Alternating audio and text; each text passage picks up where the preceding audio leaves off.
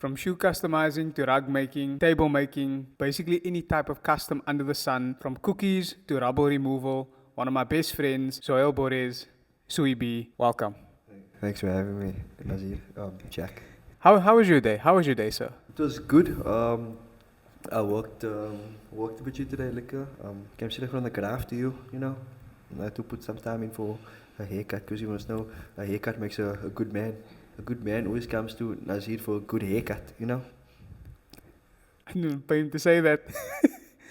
I've sat down with Suhail for a video like this 3 times. This is the 4th time. That's the fourth And I time. pray that these mics work for me today. So, tell us about you. I'm just a normal guy from Grassy Park. You know, just graphing my way through life like all of us do. But I do it a bit extra, you know, because I just can't sit still. Apparently, you know. So, speaking of you not being able to sit still, like before Suhi B Customs, who was Suhi? Who was Suhail? But yeah, he was just there, but I was just gonna break out of his shell from drawing and, you know, just take it further into and then promote himself and market himself into what he is today. I want to talk about your creative mindset because it was, for a lot of people that don't know, if I had not met Suhi, I probably wouldn't be Jack Blends, Jack Hooligan, Jack Visuals. Damn, what a lad. I miss him. No, we don't. Yeah, I miss Jack Visuals.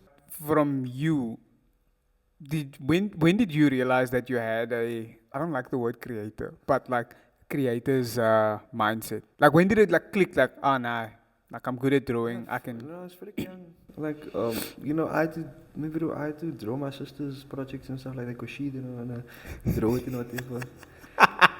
She's probably watching me and thinking, you know, it's probably outing me and whatever.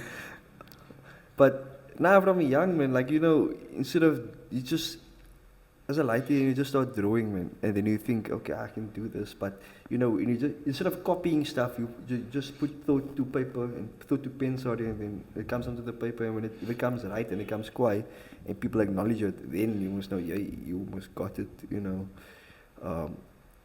So very young, but very young. When did you? Because then obviously Suhi B Customs came into play. Like when? How old were you when you started Suhi B Customs? So 18. officially I started 2019 after I finished matric. But it started actually when I was in matric.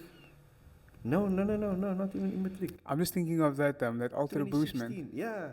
I think of- It's a NMD. So basically, I got that shoe and I was like, what's up, gevaarlijk now? Because I got the shoe no one have, man. Then I saw someone have it, I was like, shit. And then I saw a video obviously on YouTube and I basically copied what he did when he did the camo on certain parts of the shoe. And I basically did it the same. And I was like, I got this. So where did the Air Force Ones come from? Because Air Force Ones is just like a standard shoe to things on. And honestly, I was never a Nike guy.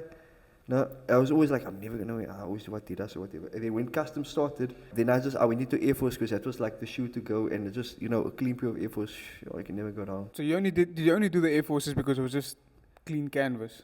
Like if I did. Yeah, because one of my first clients came to me. Like I was just doing denims and stuff like that, but then one of my first clients came to me, and she gave me the Air Force because it was a gift for someone. And then actually I dabbled into it because then from there, everyone came for Air Forces, and then I was like, okay, cool. So you did Air Forces and that was your staple, no? Then you got into rugs. Yeah. You still came to my house on my first rug. That Charizard rug, that small one, it's under your bed, most that Charizard Oh rug. yeah. Your process for all your customs and stuff was like self-taught. Yeah, literally. Just a YouTube video and then I know how to make a rug now. I know how to custom shoes. Literally, I mean, I also found my own way through to do the stuff easier. Or like, you know, if you have a standard process of how everyone does it, you know, when you do it so much, you find your own process in a way you do it. So I have my own way of doing a rug, own way of doing a shoe, and so it goes on. Do you stay with the same process for, say for example, with a shoe, you have your set process, like you'll approach every shoe the same way? Yeah, literally. All the way, because it works out properly. So, from shoes to rugs, how did you get into rugs? I wanted to get into different things, man. Did you get bored of shoes? It's not that I got bored. It's because I wanted to do different things, and I was building up enough capital to expand, and yeah, so I got into that game early. And then from rugs, the movement from rugs to tables was faster than shoes to rugs. Yes. Because after the rug, I was like, sure, maybe I can expand. What more can I do? So I was like, you know what goes nice with the rug maybe goes to the table. I mean, like this is like you can put in your dining I thought you were just going down the list of furniture. Honestly, no, I just wanted to do the whole lounge, bro. I wanted to do the Suhi B lounge. Get me. Going through the process of shoes, rugs, and tables now, which one challenged your creativity more? More the process I had to find. Like with tables, maybe you must know the amount of time I had to redo a table because I had to find the right materials to sit with the paint. And, the epoxy uses acidic, it has all these different kinds of things in it.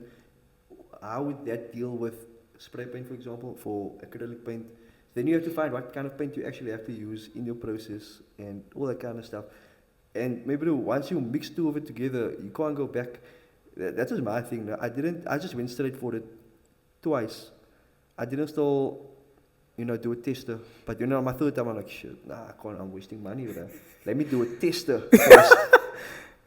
Three tables later, yeah. The other thing I wanted to ask you about, and it's something that hasn't been around for a while. I want Suhi B cookies to come back, man. I got thick of baking. Yo, hey bro, I used to do that during load shedding. Then I must now stay up, no? So I make it the day before I'm gonna deliver and whatever. And then you still deliver it on a bike. Good times. Your sister's not making it either, no? Nah, she's into it now. Slowly but surely, she's trying to graft it into a university and all that kind of stuff. So I was like, okay, she can do that. My brand of cookies and brownies is done. But I like my branding on that, no? My branding is nice. Nah, that was more. And I mean, like, maybe it was a lot of sugar, and I was, I'm pretty while I'm making. You're saying some people didn't get their orders because you were eating this stuff? Nah, it was addictive, bro. Exactly what I wanted back. I was making drugs, bro. I was making, that sugar is worse than cocaine, bro. And then you moved from cookies to rubble removal, demolition, logistics. Yeah. The only reason why that started was because the bucky was available. I was done with university and customers weren't coming in as fast. So I was like, hey, bucky's outside. Maybe I'm going to lay some rubble. And then I put it out there, like getting clients or whatever. Slowly but surely. And then, rubble is fun, maybe.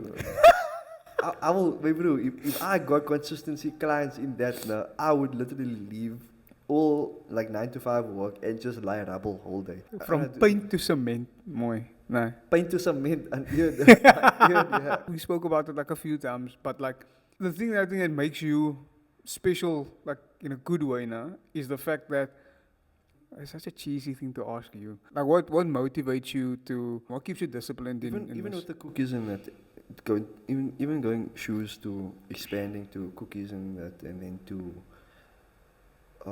rubble and whatever else, and then I have my graphic design degree and whatever, doing freelance graphic design.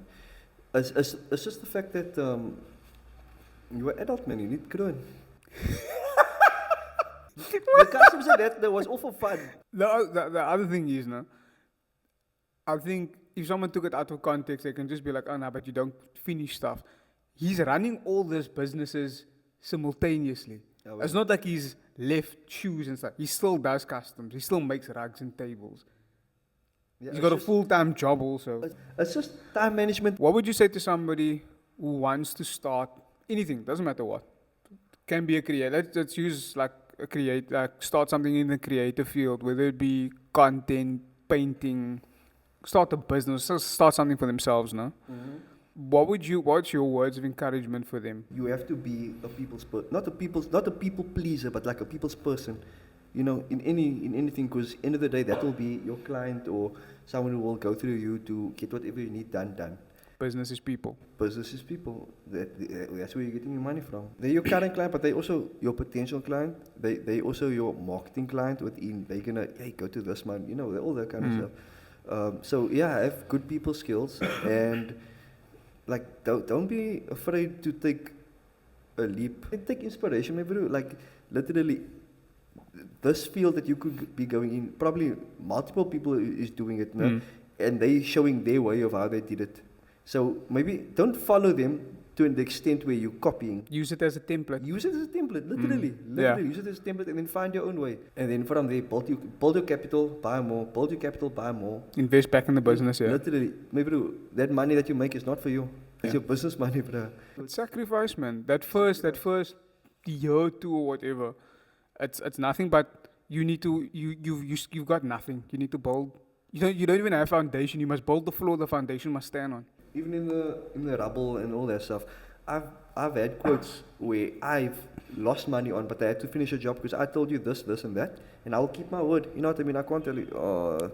I thought now this, but so my thing would be get inspiration, and then just figure out how you can start first. Just to add to the thing of starting small, there was this one thing that I read where this guy said that he couldn't see himself being his end goal, basically. He couldn't see himself being his end goal, and the guy that his mentor was just like, oh, you don't have to see that.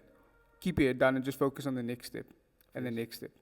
And at the end, if you focus just on your next step, you end up walking towards the thing that you couldn't see yourself being. Yeah. And the sky's the limit. No, the sky's not the limit. Because the sky, maybe will reach the stars, you know. Go for the stars. Just go out of the Milky Way. This universe is not big enough for your vision. What's next for Suhi B? Suhi B don't know what's next. Honestly, I don't. At the moment, I don't. You don't have ideas? Huh? You didn't think of anything? No, I do have a project that's still been loving. You know what project I'm talking about. I really want to get the one business to become self-sustainable. Self-sustainable. It was, but now I have to find another way to do it because there's some certain complications within it. And where can people find your work? And where can people get consultations for possible things that you can make for them or remove for them? Just search Suhi B on Instagram, and then it should be, the removals will come up, graphic design will come up, and customs will come up. So and cookies will be there. And cookies. No, it won't. That's deleted. Oh. And then I do have a customs website. So Suhi B Customs. If you search on Google, my website will come up there. Suhi B, it's been an absolute pleasure. Thank you for taking time for this interview. Thank you for being my friend.